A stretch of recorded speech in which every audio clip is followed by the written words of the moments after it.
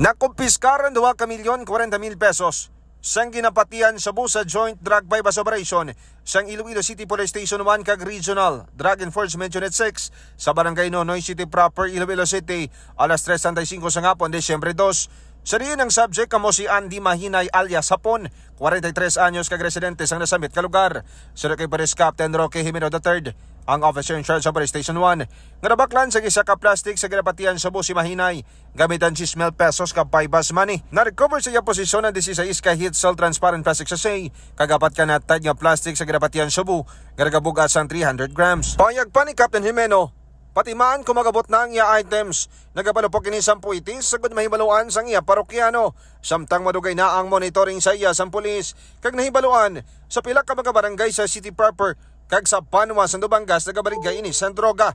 Ginapasuni may contact sa New Beloved person si Mahinay nga among nagamando kundi kuwaon ang illegal nga droga.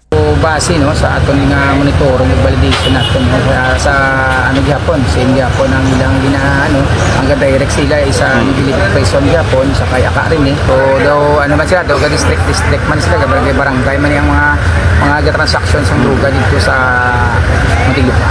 Sa karon ng K5 na kumunong na diri sa Iloilo City Police Station 1 ining arestado.